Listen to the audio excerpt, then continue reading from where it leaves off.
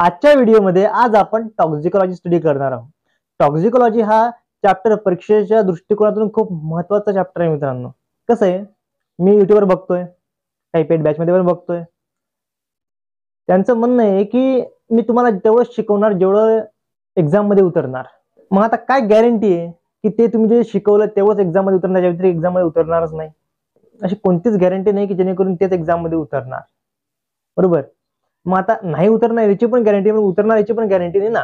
तर काही जण काय करतात, बेसिक शिकून राहिले, मग हार्ड लेवलचा क्वेश्चन विचारला तर, काही जण हार्ड शिकून राहिले मग बेसिक लेवलचा क्वेश्चन विचारला तर, मग अशामुळे मित्रांनो आपण या युट्यूब चॅनलवरती मित्रांनो एकदम बेसिक पासून एकदम पूर्ण टॉक्झिकोलॉजी तुम्हाला खाऊन टाकणार आहोत। म्हणजे टॉक्झिकोलॉजी बद्दल क्वेश्चन आला काय तर एकदम जर तुम्ही क्लिक करून जासान भाऊ, बरोबर, तुम्ही उलट उलट तुम्ही म्हणसान टीसीएस वाल्यांना, भाऊ थोडंसं हार्ड काढा ना भाऊ, हे काय नॉर्मल क्वेश्चन द्यायले, रिझल्ट एकदम हाय लागेल ना भाऊ, बरोबर, थोडा हार्ड काढा ना पेपर, बरोबर। ह्या लेवलची आपली एक मानसिकता होऊन जाणार मित्रांनो। त्यामुळे मित्रांनो ज्यांनी या व्हिडिओवर क्लिक केले मित्रांनो त्यांनी हा व्हिडिओ मित्रांनो शेवटपर्यंत बघा मित्रांनो। हा व्हिडिओ नक्कीच तुमच्यासाठी खूप महत्त्वाचा ठरणार आहे मित्रांनो। चला तर मित्रांनो तुमचा वेळ वाया न घालवता हा आजचा व्हिडिओ स्टार्ट करूया। पण व्हिडिओ स्टार्ट करण्या अगोदर Hey there. Subscribe to my channel and also press this bell icon. नमस्कार विद्यार्थी मित्रांनो, स्वागत आहे आपल्या चॅनल मध्ये ज्याचं नाव आहे विजन 24/7, जो देईल साथ संघर्षापासून यशापर्यंत। चला तर मित्रांनो लवकरात लवकर हा टॉक्झिकोलॉजी टॉपिक आपण स्टार्ट करूया। मग बघा रे, टॉक्झिकोलॉजी म्हणजे काय? तर टॉक्झिकोलॉजी म्हणजे स्टडी ऑफ टॉक्झिक सबस्टन्स। टॉक्झिकोलॉजी म्हणजे काय? तर टॉक्झिकोलॉजी म्हणजे स्टडी ऑफ पॉइझन। काय म्हणतोय? टॉक्झिकोलॉजी म्हणजे काय? टॉक्झिकोलॉजी म्हणजे स्टडी ऑफ पॉइझन। टॉक्झिकोलॉजी म्हणजे काय? तर टॉक्झिकोलॉजी म्हणजे स्टडी ऑफ टॉक्झिक सबस्टन्स। आणि हा जो टॉक्झिकोलॉजी वर्ड आहे मित्रांनो, मुळात ग्रीक वर्ड टॉक्झिकॉन पासून आलेला आहे मित्रांनो। आणि या टॉक्झिकोलॉजी मध्ये ज्यांचं एक महत्त्वाचं योगदान आहे मित्रांनो, मॅथ्यू ऑर्फिला, त्यांनाच म्हणजे मॅथ्यू ऑर्फिला यांनाच काय म्हणतात? यांनाच म्हणतात फादर ऑफ टॉक्झिकोलॉजी। म्हणजे प्रश्न आला तर फादर ऑफ टॉक्झिकोलॉजी कोण? तर मॅथ्यू ऑर्फिला। पण एवढा बेसिक क्वेश्चन मला नाही वाटत विचारन, पण विचारला तर लक्षात ठेवा मित्रांनो, काय फादर ऑफ टॉक्झिकोलॉजी? मॅथ्यू ऑर्फिला। पुढे बघा रे, मग टॉक्झिकोलॉजी मध्ये मित्रांनो काही टेस्ट येतात, काही मेथड येतात, काही टेक्निक येतात। सर कसला टेस्ट, कसल्या मेथड, कसल्या टेक्निक? तर बघा रे, तुम्ही आता क्राईम स्पॉटवर गेले, आता क्राईम स्पॉटवर गेल्यावर तुम्हाला एक डेड बॉडी दिसली, त्यामध्ये त्या व्यक्तीने पॉइझन घेतलेलं होतं। आता तुम्हाला शोधायचंय की त्या व्यक्तीने कोणतं पॉइझन घेतलंय आणि कशाच्या माध्यमातून पॉइझन घेतलंय, की हे होमोसिडल आहे की सुसाइडल आहे, याने सुसाइड केलंय की याची हत्या झाली, हे सगळं तुम्हाला बघायचंय। आता तर तुम्ही त्या स्पॉटवर गेलेत तर तुम्हाला सगळ्यात आधी माहिती पाहिजे की त्या व्यक्तीने सुरुवात पासून तर एंड पर्यंत काय काय केलंय। आता सकाळी उठलाय, तोंड धुतलंय, बरोबर, मग जिथून पाणी येते मित्रांनो त्या पाण्यात काही टॉक्झिक सबस्टन्स आहे का, सगळ्यात आधी तुम्ही हे चेक कराल। नंतर उठल्यावर काय, तोंड धुतल्यावर काय, तोंड धुतल्यावर भाऊ तो ब्रश करत, बरोबर, आता ब्रश केलंय तर म्हणजे ब्रशला काही टॉक्झिक सबस्टन्स लागू नये का, बरोबर। आता ब्रशला आपण काय करतो, टूथपेस्ट लावतो, म्हणजे टूथपेस्ट मध्ये काही टॉक्झिक सबस्टन्स आहे का, काही ड्रग्ज आहे का, काही केमिकल आहे का जेणेकरून याची हत्या झाली, बरोबर, जेणेकरून याची डेथ झाली, बरोबर, असं काही केमिकल आहे का त्या टूथपेस्ट मध्ये। नंतर मग व्यक्ती तो चहा घेणार, मग चहा घेणार तर भाऊ मग त्या चहाच्या आजूबाजूले म्हणजे जिथे ज्याने चहा केलाय भाऊ तिथे आजूबाजूला काही आढळून येते का टॉक्झिक सबस्टन्स? म्हणजे कसं आहे, आता ठेवणारा समजा, आता एखाद्या व्यक्तीने समजा जर त्याला हत्या करायचं ठरवलंय तर तो काय करणार, तो एखादा पॉइझन घेणार, पॉइझनची बॉटल, त्या पॉइझनची बॉटल थोडीशी तर खाली ठेवल, बरोबर, त्याने जर थोडी जरी खाली ठेवली, त्याच्यात थोडा जरी थेंब सांडला तर बस तेवढंच खूप मोठी गोष्ट झाली मित्रांनो। मग तुम्हाला कोलगेट सापडले, आता तुम्हाला कोलगेट सापडल्यावर मित्रांनो तुम्ही काय कराल, तुम्ही हे बघाल की त्यामध्ये कोणता टॉक्झिक सबस्टन्स आहे, त्यामध्ये कोणता ड्रग्ज आहे, त्यामध्ये कोणतं पॉइझन आहे। आता अशा वेळेस तुम्ही काही टेस्ट यूज कराल, अशा वेळेस तुम्ही मेथड यूज कराल ना, अशा वेळेस तुम्ही काही टेक्निक यूज कराल, बरोबर। मग आता अशा वेळेस जर कोणत्या टेक्निक यूज कराल सर, तर बघा रे, तुम्ही अशा वेळेस तुम्ही खालीलपैकी टेक्निक यूज कराल, तर कोणत्या? तर बघा रे, UV technique, IR technique, radio immuno assay technique, thin layer chromatography technique, TLC technique. आता बघा TLC मध्ये काय, ते तुम्हाला अगोदर सांगितलं, TLC कशासाठी यूज होऊन राहिली, TLC यूज होते सेमन आयडेंटिफाय करायसाठी, सेमन डिटेक्शन करायसाठी। सेमन मध्ये पण काय, सेमन मध्ये पण स्पर्माइन आणि कोलाइन हे डिटेक्ट करायसाठी काय करते TLC, काय करते TLC मेथड नुसार आपण म्हणजे TLC चा वापर करून आपण स्पर्माइन आणि कोलाइन हे आयडेंटिफाय करू शकतो, हे डिटेक्शन करू शकतो, बरोबर। नंतर काय म्हणतोय, नंतर हाय परफॉर्मन्स लिपिड क्रोमॅटोग्राफी, बघा रे HPLC। आता HPLC बद्दल मी काय सांगितलं तुम्हाला, बरोबर. अगोदरच्या सांगितलं, अगोदरच्या व्हिडिओ बघून घ्या, त्यामध्ये पण सांगितलेलं आहे. आणि आता आणखी पण सांगतोय बघा रे. आता तुम्हाला टूथपेस्ट सापडलंय बरोबर. आता तुम्हाला माहिती नाही, अरे तुम्ही एकदा जॉन मेसी वाटते, मेसी आहे ते, तो नाही का 12th पिक्चर आहे, त्यामधला एक हिरो आहे, त्याचा एक फॉरेन्सिक लेवलचा पिक्चर आहे. तो एका क्राईम स्पॉटवर जातो, तेव्हा सगळं बघतोय. नंतर डायरेक्ट म्हणतोय की हिच्या नवऱ्याने हिचा खून केलाय. तो म्हणतो काय प्रूफ आहे? तो म्हणतो आपके टूथपेस्ट में नमक है, बरोबर. आणि तसाच तो एकदम त्याचे एकदम होश उडून जातात भाऊ, त्याचे एकदम लाल पिवळा होऊन जातो भाऊ तो. म्हणजेच नेमकं काय, त्या टूथपेस्ट मध्ये त्याला कसं माहिती की त्या टूथपेस्ट मध्ये काहीतरी आहे, बरोबर. त्याने काय केलं, तो एचपीएलसीचा वापर करू शकतो, बरोबर. एचपीएलसीच्या वापराच्या माध्यमातून आपण हे माहिती करून घेऊ शकतो की भाऊ त्यामध्ये कोणता टॉक्सिक सबस्टन्स आहे, त्यामध्ये काही ड्रग्ज आहे का, बरोबर. आहे तर आहे, बरं. त्यामध्ये ड्रग्ज आहे, टॉक्सिक सबस्टन्स आहे, बरं आहे तर आहे, मग तो किती क्वांटिटीमध्ये, बरोबर. तो किती प्युअर आहे, तो किती हानिकारक आहे, या सगळ्या गोष्टी मित्रांनो एचपीएलसीच्या माध्यमातून आपण माहिती करून घेऊ शकतो. एचपीएलसीवर जर एखादा क्वेश्चन आला की आपण एचपीएलसीच्या माध्यमातून काय काय करू शकतो मित्रांनो, तुमचा कन्सेप्ट एकदम क्लिअर झाला असेल मित्रांनो, बरोबर. पुढे वगैरे नंतर तो gas chromatography, the application of mass spectroscopy. बघा रे, काय म्हटलंय मी की टॉक्झिकोलॉजी रिलेटेड काही टेक्निक आहेत. आता येऊ शकते क्वेश्चन की खालीलपैकी टॉक्झिकोलॉजी रिलेटेड म्हणजे खालीलपैकी पॉयझन डिटेक्शन करायसाठी, पॉयझन आयडेंटिफाय करायसाठी, एखादा ड्रग्ज आयडेंटिफाय करायसाठी, एखाद्या ड्रगचं प्युरिफिकेशन आयडेंटिफाय करायसाठी, एखादा ड्रग्ज किती प्युअर आहे, त्याची क्वालिटी किती आहे, त्याची क्वांटिटी किती आहे, सगळं आयडेंटिफाय करायसाठी खालीलपैकी कोणती मेथड यूज होते, कोणती टेक्निक यूज होते, असा जर क्वेश्चन आला तर तुम्ही काय कराल, तर तुम्हाला हे टेक्निक माहिती पाहिजे मित्रांनो. कोणत्यात बघा रे, एक येते ultraviolet absorption, IR technique, radio immunoassay, thin layer chromatography,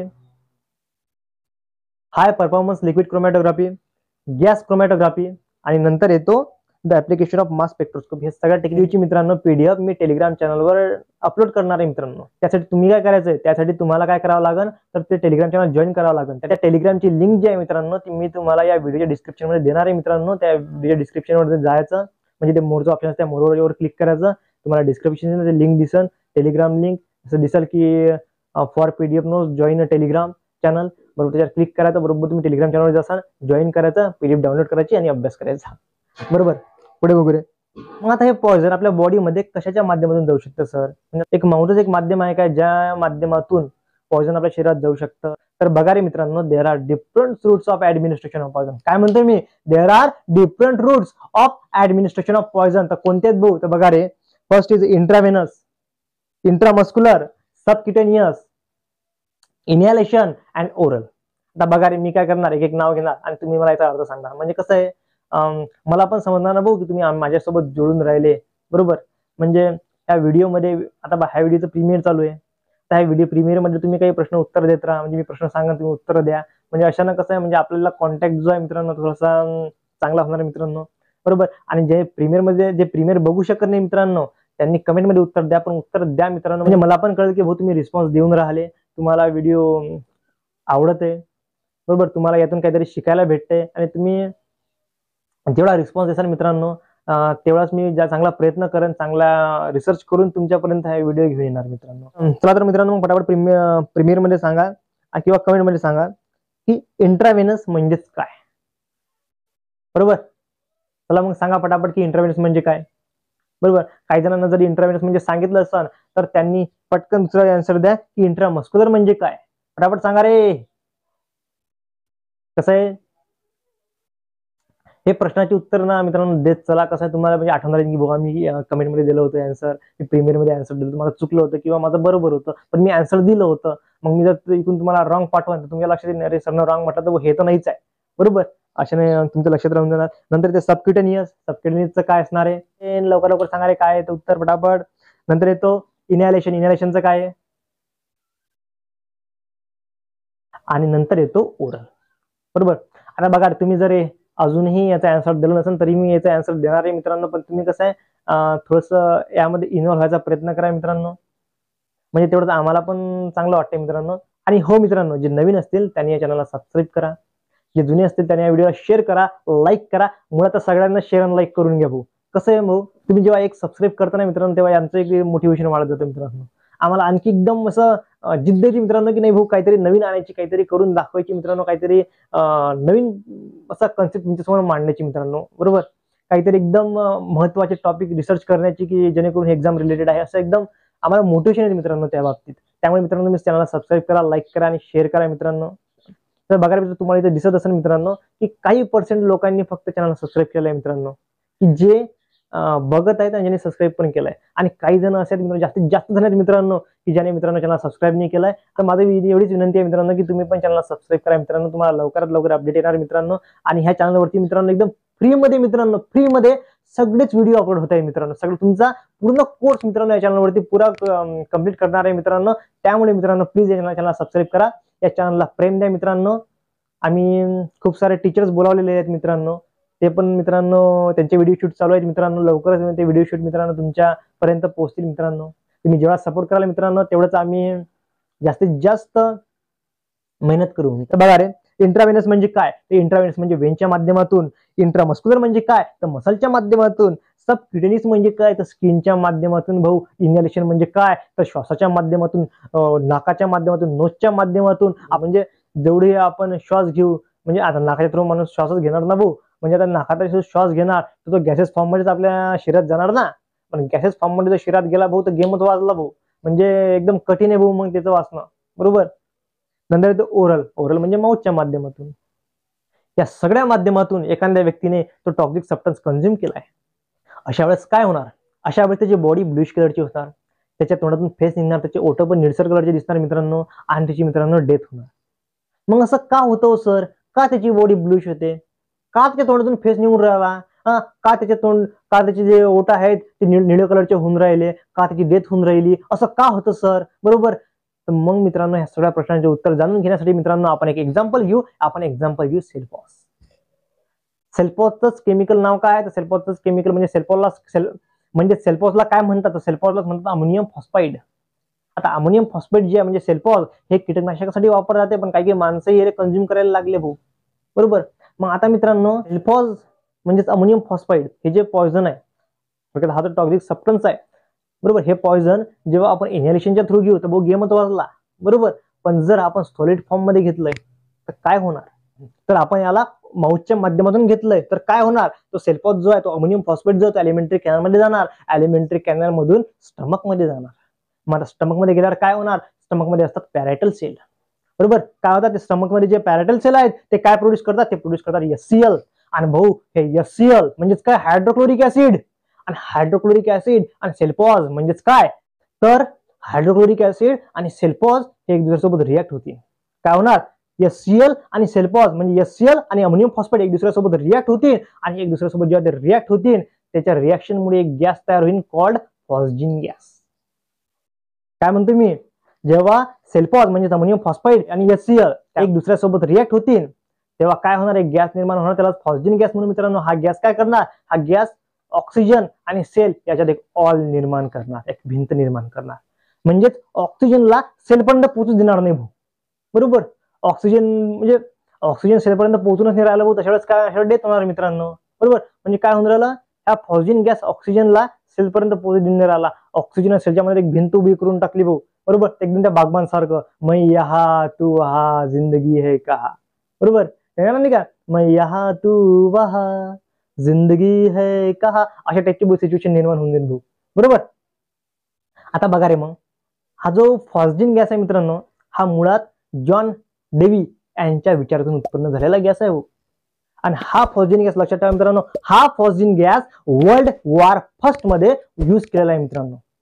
काय म्हणतो मी? हा phosgene gas as a weapon, म्हणजे ऍज अशी वेपन जे की म्हणजे आता कसं आहे, वेपन्स म्हणजे तुम्ही बंदूक समजता, बॉम्ब समजता, पण हे अशी वेपन आहे एकदम टॉक्सिक सबस्टन्स वाली केमिकल वेपन्स म्हणून वापर केला आहे मित्रांनो फॉस्जिन गॅसचा. काय म्हणतो मी?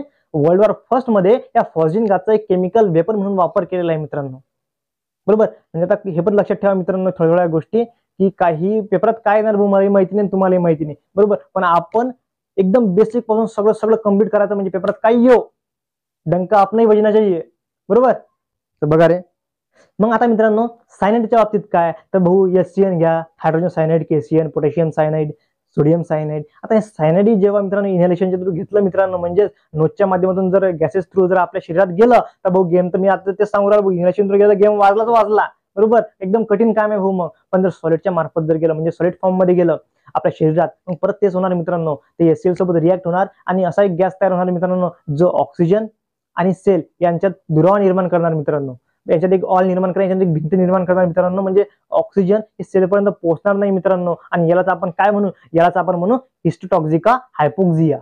आणि मी सेल बद्दल पण कोणत्या गोष्टीत बोलतोय मित्रांनो, सेल बद्दल पण काय सांगतोय, सेल बद्दल पण मी सेल ऑर्गॅनेल बद्दल बोलतोय, पण कोणत्या सेल ऑर्गॅनेल बद्दल बोलतोय तर मी मायटोकॉन्ड्रिया बद्दल बोलतोय. एकदम डीप मध्ये सांगू राहिलो मित्रांनो की मायटोकॉन्ड्रिया पण आता कसं आहे सेल पर्यंत ओके, मायटोकॉन्ड्रिया येणार की नाही माहिती नाही, पण लक्षात ठेवा सेल ऑर्गॅनेल मध्ये पण कोणत्या ऑर्गॅनेल बद्दल बोलतोय मी तर मायटोकॉन्ड्रिया बद्दल बोलतोय.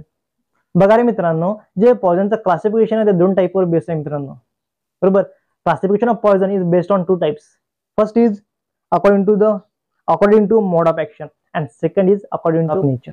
According to mode of action मध्ये पण 3 टाईप पडतात मित्रांनो, एक येतो कोरोसिव्ह पॉइझनिंग, एक इरिटंट पॉइझनिंग आणि एक येतो सिस्टमॅटिक पॉइझनिंग. आपण मित्रांनो हे पण सगळे जे टाईप आहेत मित्रांनो एकदा बघून घेऊ मित्रांनो डिटेलमध्ये नाही, आपण आपल्याला फक्त एक्झाम्पल बघायचे त्यामध्ये. चला तर मित्रांनो आता आपण बघू कोरोसिव्ह पॉइझनिंग. आता मग कोरोसिव्ह पॉइझनिंग मध्ये काय होतं रे भाऊ, तर कोरोसिव्ह पॉइझनिंग मध्ये पण टाईप आहेत भाऊ, बरोबर. कोणकोणते टाईप आहेत, corrosive poisoning consist of strong acid and strong alkali. मग आता स्ट्रॉंग ऍसिड कोणते, HCl, H2SO4, बरोबर. अजून कोणते तर nitric acid, sulphuric acid, hydrochloric acid, हे सगळे झाले स्ट्रॉंग ऍसिड मध्ये येतात. म्हणजे कोरोसिव्हचा जो टाईप आहे स्ट्रॉंग ऍसिड, हे सगळे काय तर स्ट्रॉंग ऍसिड मध्ये येतात मित्रांनो. कोण, HCl, H2SO4, HNO3 हे सगळे त्यामध्ये येतात. मग काय, मग दुसरा टाईप उरला कोरोसिव्हचा दुसरा टाईप कोणता तर अल्कली, स्ट्रॉंग अल्कली. तर स्ट्रॉंग अल्कली कोणते आहेत, तर स्ट्रॉंग अल्कली आहेत caustic soda, carbonates, ammonium, sodium and potassium. आता आपण बघू मित्रांनो नेक्स्ट टाईप इरायटंट पॉइझनिंग. आता इरायटंट पॉइझनिंग मध्ये पण 2 टाईप पडतात मित्रांनो, एक होतं ऑर्गॅनिक आणि एक होतं इनऑर्गॅनिक इरायटंट. ऑर्गॅनिक इरायटंट आणि इनऑर्गॅनिक इरायटंट. आता पहा रे, तर ऑर्गॅनिक इरायटंट मध्ये 2 टाईप पडतात, एक येतो प्लांट आणि एक येतो अॅनिमल. तर प्लांट मध्ये कोणतं भाऊ, प्लांट मध्ये येणार कॅस्टॉर, मार्किंग नट, इरिगॉट अँड कॅलोट्रॉपिस. तेच मित्रांनो अॅनिमल मध्ये काय येणार, म्हणजे आपण काय बघतोय, आपण बघतोय इरिटंट पॉइझनिंगचे टाईप. तर त्यातला एक टाईप आहे प्लांट, एक टाईप अॅनिमल. आपण प्लांट बघितला तर अॅनिमल मध्ये काय येणार, तर अॅनिमलच्या टाईप मध्ये काय येतील, अॅनिमलच्या टाईप मध्ये येतील मित्रांनो स्नेक्स, स्पायडर, इन्सेक्ट. काय म्हटलं मी, स्नेक येणार, काय तर टुनवाला स्नेक येणार, स्पायडर येणार, इन्सेक्ट येणार भाऊ, बरोबर. काय कोणा कशाच्यात येणार, हे सगळे हे येतात इरायटंट मध्ये, बरोबर. कोणता इरेटंट, ऑर्गॅनिक इरेटंट. नंतर येतो मित्रांनो इनऑर्गॅनिक इरेटंट. त्या इनऑर्गॅनिक इरेटंट मध्ये येतो मेटॅलिक आणि येतो नॉन मेटॅलिक इरेटंट. तर मेटॅलिक इरेटंट मध्ये कोणते बघू आपण, तर बघा रे, मेटॅलिक इरेटंट मध्ये म्हणजे मेटॅलिक पॉइझनिंग कोणते आहेत, तर मित्रांनो आर्सेनिक येते, antimony, mercury, lead, copper, thallium, zinc, magnesium, barium. आणि मित्रांनो काही रेडिओ ऍक्टिव्ह सबस्टन्स पण असतात मित्रांनो, बरोबर. आणि नंतर येतो नॉन मेटॅलिक पॉइझनिंग, बरोबर. नॉन मेटॅलिक पॉइझनिंग कोणते आहेत, फॉस्फरस, क्लोराईन, ब्रोमाइन, आयोडाईन, हे सगळे झाले नॉन मेटॅलिक पॉइझनिंग, बरोबर. नंतर होतो मित्रांनो सिस्टमॅटिक पॉइझनिंग. तर सिस्टमॅटिक पॉइझनिंग मध्ये मित्रांनो आपण एक महत्वाचा टाईप, सिस्टमॅटिक मध्ये पण मित्रांनो काही खूप सारे टाईप आहेत मित्रांनो, पण आपण इथे महत्वाचा टाईप बघणार आहोत मित्रांनो. कोणता, तर आपण बघू न्यूरोटिक पॉइझनिंग. तर न्यूरोटिक पॉइझनिंग मध्ये काय होतं सर, न्यूरोटिक पॉइझनिंगचे पण 3 टाईप पडतात, एक तो सेरेब्रल पॉइझनिंग, स्पायनल पॉइझनिंग आणि पेरिफेरल पॉइझनिंग. आता बघा रे cerebral poisoning acting on cerebrum, बरोबर. काय म्हणतोय, cerebral poisoning acting on cerebrum including dhatura, cannabis indica, belladonna, alcohol, बरोबर.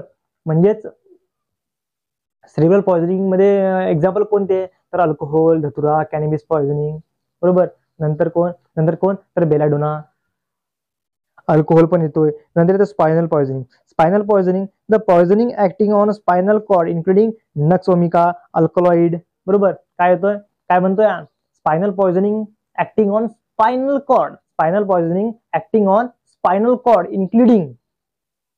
इन्क्लुडिंग नक्स ओमिका, अल्कलॉइड, बरोबर. नंतर कोणता येतोय,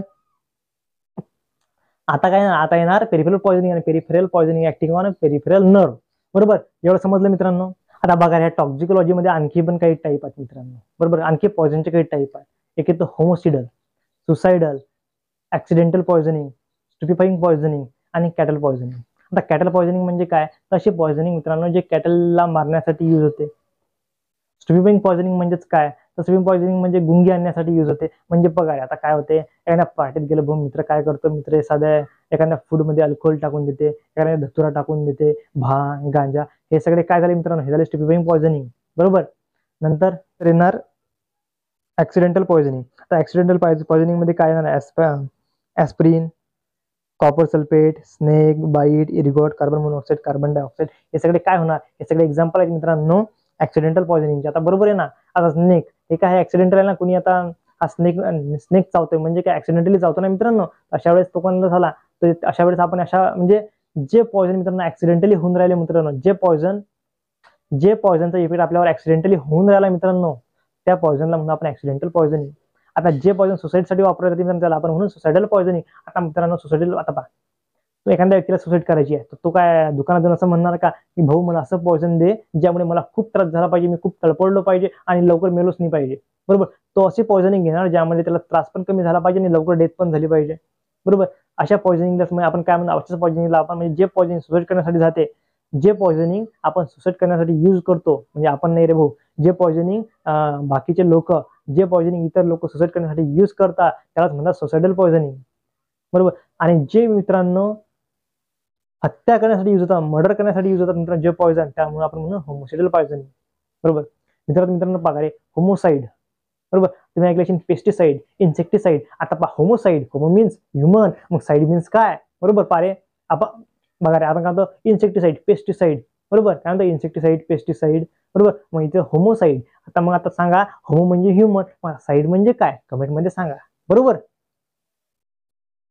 मग होमोसाइडल पॉइझनिंगचे एक्झाम्पल तर आर्सेनिक, ॲकोनाइट, डिजिटलिस आणि नक्स ओमिका, हे सगळे काय आहेत, हे सगळे होमोसाइडल पॉइझनिंगचे एक्झाम्पल आहेत मित्रांनो. आजच्या व्हिडिओमध्ये मित्रांनो आपण फक्त टाईप्स बघितले, टाईपचं इंट्रोडक्शन बघितलं, बेसिक माहिती घेतली मित्रांनो. आणि ज्यांना मित्रांनो असं वाटत असेल मित्रांनो की 30-35 मिनिटाच्या व्हिडिओमध्ये आपण पुरा टॉक्सिकोलॉजी एकदम कव्हर केलाय, आता टॉक्सिकोलॉजीमध्ये काय विचारू दे मला एकदम पक्क्यात माहिती आहे भाऊ. बरोबर. मी काय केलं, मी 25 मिनिटाची थ्री पाहिली आणि 10 मिनिटाची एमसीक्यू घेतले. आता एमसीक्यू मध्ये तुम्हाला असं वाटत असेल की एवढ्या मिनिटात जर माई टॉक्सिकोलॉजी पुरा संपून राहिला, पुरा क्लिअर होऊन राहिला, तर भाऊ हे आधी सगळ्यात आधी हे डोक्यातून काढून टाका. काय म्हणतो, हे सगळ्यात आधी डोक्यातून काढून टाका तुमच्या. कारण मित्रांनो हा टॉक्सिकोलॉजी कम्प्लीट करायला कमीत कमी मला 2 ते 3 पार्ट बनवावं लागतं मित्रांनो. कारण कसं आहे, एक्झाम कधी होणार भाऊ माहितीच नाही ना. बरोबर. एक्झाम आता होईपर्यंत म्हणजे एक्झाम येण्याच्या अगोदर मित्रांनो आपण एमसीक्यू स्टार्ट करू. आता आम्ही असं ठरवलंय आता पुरं थेरी म्हणजे पुरा एकदम सिलेबस कम्प्लीट करू आणि मग एमसीक्यू स्टार्ट करू. बरोबर. मग त्यामुळे मित्रांनो तुम्ही कमेंटमध्ये सांगा की याचा सेकंड पार्ट घ्यायचा की नाही घ्यायचा, की आपण नेक्स्ट टॉपिकवर वळायचं, हे पण आम्हाला कमेंटमध्ये सांगा. जर तुम्ही म्हणत असाल तर कमेंटमध्ये, जर तुम्ही कमेंटमध्ये म्हणत असाल सर याचा नेक्स्ट टॉपिक घ्या सर, तर नेक्स्ट पार्ट आम्हाला पण गरज आहे, नेक्स्ट पार्ट आम्हाला द्या सर याचा, मी नेक्स्ट व्हिडिओमध्ये याचा नेक्स्ट पार्ट घेणार आहे मित्रांनो, एकदम डिटेलमध्ये मित्रांनो टॉक्सिकोलॉजी शिकणार आहे मित्रांनो आपण. आणि जर असं वाटत नसेल तर कमेंटमध्ये हे पण सांगा की नाही सर हा पार्ट राहू द्या, आमच्यासाठी नेक्स्ट टॉपिक घ्या, तुम्हाला नेक्स्ट टॉपिक घ्या, मग मी त्यामध्ये फिंगरप्रिंट वगैरे असा नेक्स्ट टॉपिक घेऊन घेणार. बरोबर. चला तर मित्रांनो आपण आता आपले एमसीक्यू स्टार्ट करूया मित्रांनो. पण अजूनही मित्रांनो ज्याने चॅनल सबस्क्राईब केलं नसेल मित्रांनो, त्याने चॅनलला सबस्क्राईब करा, व्हिडिओला लाईक करा आणि शेअर करा. चला तर मित्रांनो पहिला एमसीक्यू बघूया. Which of the following snake is poisonous? बघा रे, खालीलपैकी म्हणते कोणता स्नेक म्हणते पॉइझनस आहे, म्हणते विषारी आहे. तर बघा रे, पहिला ऑप्शन आहे, option A krait, option B cobra, option C hydrophine, की option D all of the above. मित्रांनो याचा करेक्ट आन्सर काय, option A, option B, option C की ऑप्शन डी. त्याचा करेक्ट आन्सर आहे option D, all of the above. जे krait, cobra आणि hydrophine हे तीनही जे स्नेक आहेत ते सगळे स्नेक विषारी आहेत, पॉइझनस आहेत मित्रांनो. नेक्स्ट क्वेश्चन आहे मित्रांनो, LSD is synthesis from. Next question आहे, एलएसडी कशापासून उत्पन्न होतो, कशापासून होतो. Option A ethanol, option B ethylamide, option C lysergic acid, की option D all of the above. Sir म्हणतील याच्यावर पण काही जण डी क्लिक करतील, म्हणजे ऑल ऑफ द अबव म्हणजे मागचा question all of the above, तर हा question all of the above. अरे भाऊ पहिले क्वेश्चन वाचून घ्या मित्रांनो. आणि ज्याला मित्रांनो एलएसडीचा फुल लॉंग फॉर्म आहे मित्रांनो त्याने उत्तर आतापर्यंत दिले असेल मित्रांनो. तर बघा रे, एलएसडीचा लॉंग फॉर्म काय आहे, एलएसडीचा लॉंग फॉर्म आहे लायसर्जिक ऍसिड डायइथेलामाइड. लायसर्जिक ऍसिड डायइथेलामाइड हा काय एलएसडीचा लॉंग फॉर्म आहे. आता बघा रे, मग तुम्हाला लायसर्जिक ऍसिड, आता लेकरांनी उत्तर पण दिलेशन, मला काही पूर्ण उत्तर पण दिलेशन भाऊ. काय याचं correct answer, LSD synthesis from option A ethanol, option B ethylamide, option C lysergic acid. Sir D सांगू नका सर, ऑप्शन सी एकदम बरोबर आहे. पुढे बघू रे, barbiturate was first synthesised by. Barbiturates are the first synthesised by. Barbiturate पहिल्यांदा synthesis कोणी केला होता तर आपण पाहू मित्रांनो. Adolf von Baeyer, Albert Hofmann, Matthew Orfila, William Johns. तर खालीलपैकी कोणी केला भाऊ? तर ऑप्शन ए बरोबर, option B, option C, option D बरोबर आहे. तर मित्रांनो पहिल्यांदा माहिती की बार्बिट्युरेट्स काय आहे. Barbiturates is a derivative of barbituric acid. काय म्हणतो मी? बार्बिट्युरेट जो आहे तो डेरिव्हेटिव्ह आहे बार्बिट्युरिक ऍसिडचा. बरोबर. Barbiturates are commonly referred as downers. प्रश्न काय म्हणतो? बार्बिट्युरेट कोण सिंथेसिस केला म्हणतात? तर मित्रांनो बार्बिट्युरेट्स कोण सिंथेसिस केला तर कोण केला? तर Adolf von Baeyer. Option A एकदम बरोबर आहे मित्रांनो. बार्बिट्युरेट जो आहे मित्रांनो कोण सिंथेसिस केला पहिल्यांदा? तर ॲडॉल्फ ऑन बेयरनं. बरोबर. आता याच्यावर आणखी एक क्वेश्चन बनवू शकतो मित्रांनो. असं विचारू शकतो की खालीलपैकी म्हणते कोणता लॉंग ऍक्टिंग बार्बिट्युरेट्स? खालीलपैकी म्हणते कोणता लॉंग ऍक्टिंग बार्बिट्युरेट्स आहे? तर मित्रांनो phenol barbiturates. Which of the following is a long acting barbiturate? तर कोणता? तर फेनॉल बार्बिट्युरेट्स. नेक्स्ट क्वेश्चन आहे bhang is obtain from which part of the cannabis plant? खालीलपैकी म्हणते कॅनॅबिस प्लांटच्या म्हणजे पार्ट त्याने सांगून दिलं उत्तर की भांग कशापासून भेटू राहिली? तर भांग भेटू राहिली कॅनॅबिस प्लांट पासून. बरोबर. भांग कशापासून भेटते? तर भांग भेटू राहिली बुक कॅनॅबिस प्लांट पासून. मग आता खालीलपैकी कॅनॅबिसच्या म्हणते कोणत्या म्हणजे कॅनॅबिस प्लांटच्या कोणत्या पार्ट पासून म्हणते भांग भेटते? तर बघा आता इथं आपण बघूया. Option A stem, option B root, dry leaves म्हणजे सोकलेले पानं, ऑप्शन डी फ्लॉवरिंग टॉप. त्याचा करेक्ट आन्सर काय आहे? त्याच्यात करेक्ट आन्सर आहे ऑप्शन सी सोकलेले पानं. बरोबर.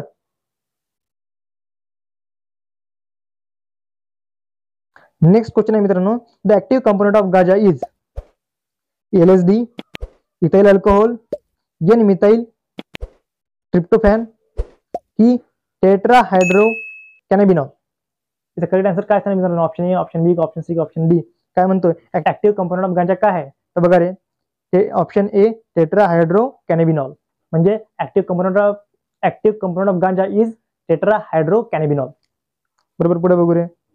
Pin point pupil are seen in organophosphorus poisoning, opium poisoning, alcohol poisoning की धतुरा पॉइझनिंग? पिन पॉइंट पपील म्हणते कशामध्ये आपल्याला दिसून येतो? कशामध्ये?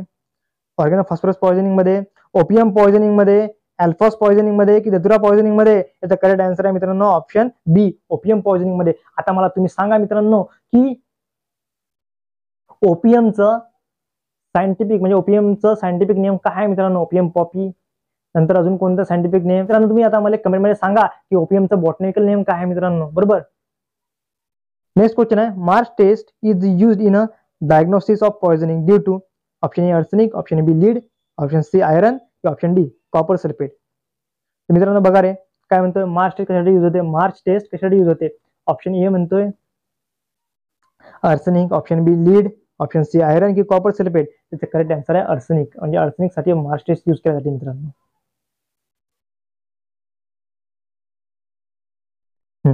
Crate poison is. आता क्रेट पॉइझन म्हणजे मी काय क्रेट काय आहे?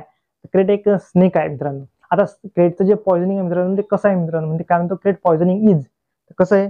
न्यूरोटॉक्सिक पॉइझनिंग आहे, मायोटॉक्सिक पॉइझनिंग आहे, कार्डिओटॉक्सिक की हेमोटॉक्सिक? मित्रांनो क्रेट पॉइझनिंग मित्रांनो ऑप्शन ए न्यूरोटॉक्सिक पॉइझनिंग आहे मित्रांनो. बरोबर. क्रेट पॉइझन कसं आहे? तर न्यूरोटॉक्सिक पॉइझनिंग मित्रांनो. चला तर मित्रांनो इथे आपले एमसीक्यू पण संपलेले. आपण थेरी बघितली, आपण एमसीक्यू बघितले, आपण त्या एमसीक्यूचं विश्लेषण केलं मित्रांनो. आणि मित्रांनो कमेंटमध्ये नक्की सांगा की नेक्स्ट पार्ट घ्यायचा की नेक्स्ट टॉपिक घ्यायचा मित्रांनो. तुम्ही जर म्हणा की टॉक्सिकोलॉजी नेक्स्ट पार्ट घ्या तर मी नक्की नेक्स्ट पार्ट आणणार मित्रांनो. त्यामध्ये मित्रांनो आपण खूप काही शिकणं बाकी आहे मित्रांनो. अजून मित्रांनो ड्रग शिकणं बाकी आहे मित्रांनो. अजून ओपियम पॉपी घेतल्यावर काय होते? ओपियम पॉपी म्हणजे काय? कॅनॅबिस प्लांट बद्दल शिकायचं आहे आपल्याला.